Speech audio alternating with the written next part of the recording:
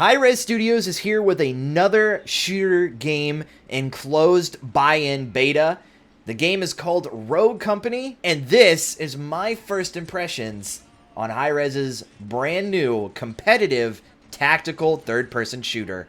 Let's get into it. So this game is a strange one. It is a competitive tactical third-person shooter that blends together elements of CSGO and Overwatch or other hero-based shooters all into one game.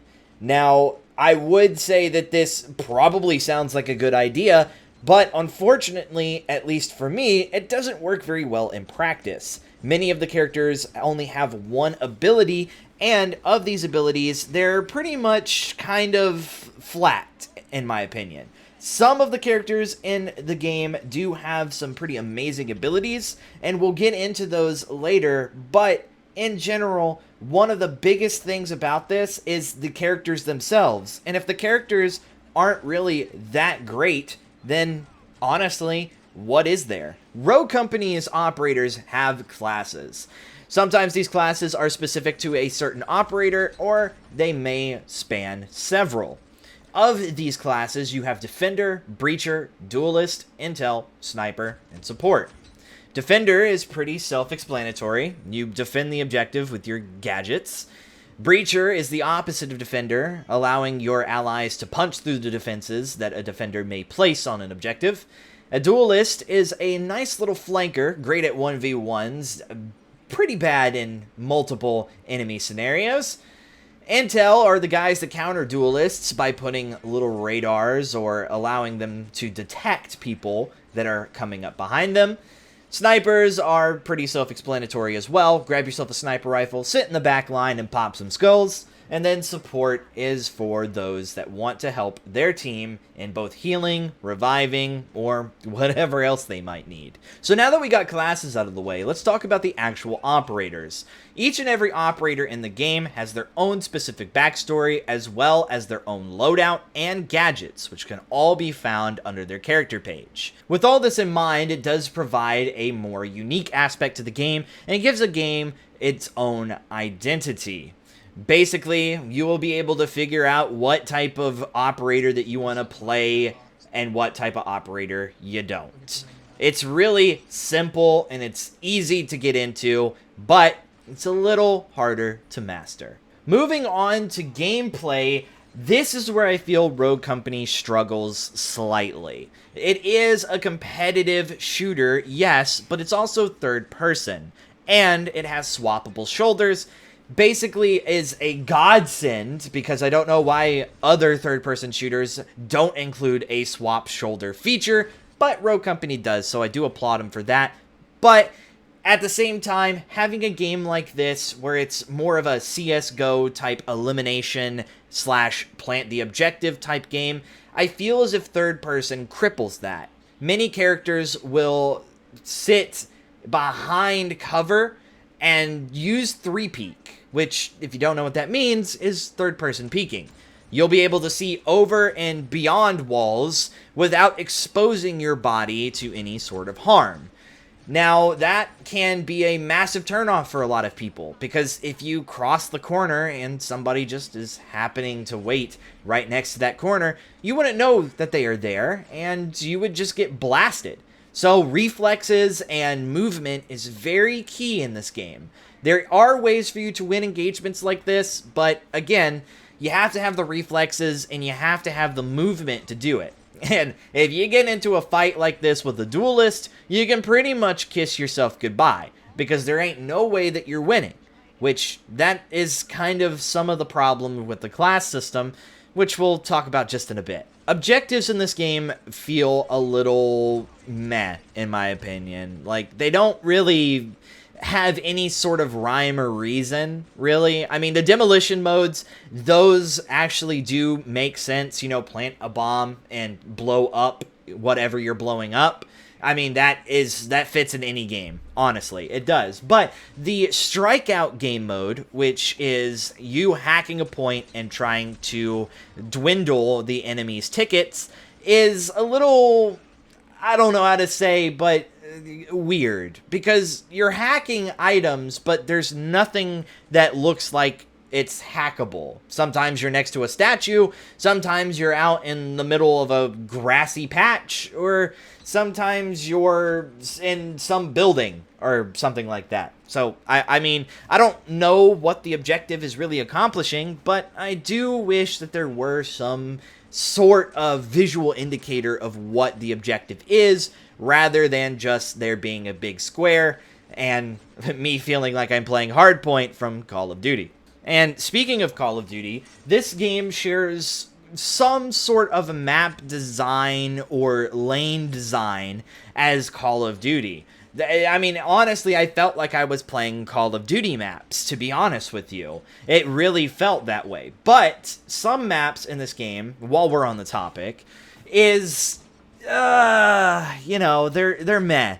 Some maps are good, some maps are absolute garbage, and that honestly puts a strain on this game when already the third-person peeking, as well as the class system and operator abilities, do put a strain on the competitive nature of this game already. So, with some maps being bad and some maps being godly, I honestly find it hard to enjoy playing on some maps than I do on others. And that is going to be something that I guess Hi-Rez is going to have to figure out as the game gets closer and closer to launch. What type of maps should be featured for competitive play, and what maps should be more for casuals. Now, I am loving Rogue Company right now. The characters, the abilities, I mean, all of it is just so fresh and unique. It's not a first-person shooter game. It's not a battle royale. It's an actual third-person, competitive, objective-based game.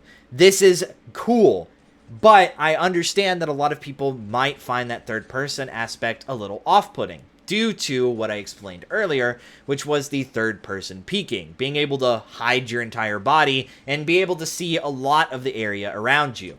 Now, that may prove as a turnoff for some, but for me, I don't really mind it. I like playing this game casually, and I understand that the intended audience for this is going to be the competitive gaming audience, but Hi-Rez Studios is going to have to try really, really hard to get that audience to join a competitive third-person game, especially one that has characters and abilities and classes that all can alter the flow of the game very dramatically. Even though I'm enjoying Rogue Company currently, I do want to talk about its microtransaction system. Currently, it's in closed buy-in beta, as we said before, in which you'll be able to buy a Founders Pack, which there are 3 tiers of, and be able to play the game immediately, with some extra cosmetic goodies, and also, depending on what tier you buy, some extra operators, and future operators as well, if you get the highest tier. If you want to go and check out every single feature that these Founder Packs have, I'll leave a link down in the description for you guys to go and look at, so that way you can individually compare each and every Founders Pack for this game. On top of the Founders Packs, you do have Rogue Bucks, and Rogue Bucks are going to be the currency that you use to buy skins, sprays, and weapon skins. This is very similar to COD points or V-Bucks, so if you're familiar with those types of systems, you'll know exactly where Rogue Bucks comes into play. But there is no shop currently in the closed beta for you to spend Rogue Bucks, so you're just going to have to wait if you buy any. I would recommend you don't buy any right now, though, until a shop comes out, so yeah. After Rogue Bucks, there is the Battle Pass, which Hi-Rez Studios has already stated that there will be a Battle Pass with both a free option as well as a premium option. So you'll be able to buy into a Battle Pass or play for a free selection of goodies from their normal free-to-play Battle Pass. Seems like almost every game nowadays is coming out with a Battle Pass system, and, you know, I'm not too opposed to it, but hey, you know what? That's a topic for a different video. So even though I've enjoyed my time with Rogue Company, I'm not exactly sure where it fits in the whole spectrum of games. To be honest with you guys, I'm feeling pretty meh about this game.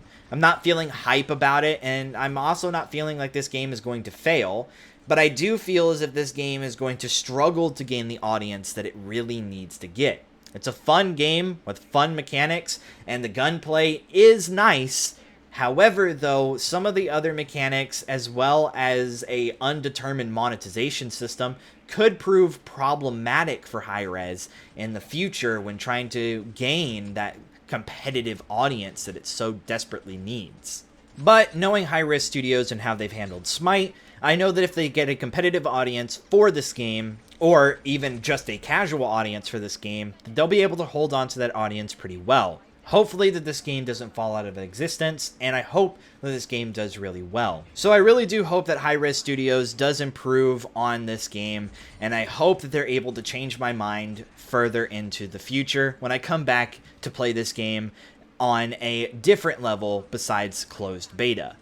And I really hope that they really grab the audience that they're looking for and that this game does become successful. Because we really do need more games that are a third-person type shooter multiplayer game. We don't have very many of those nowadays, and to be honest with you, I miss a lot of them. So that's my first impressions of Rogue Company. I want to know your thoughts, though. Have you already played the game? Do you want to play the game? Are you interested in it? I want to know these things, so go ahead and comment down below how you feel about Rogue Company currently, if you've played it, and how you feel wanting to get into Rogue Company through the closed beta. And if you guys could drop a like on this video and subscribe to the channel, that would mean the world for me right now. It would truly mean the world. So, I hope you guys enjoyed this video, and I'll see you guys in the next one.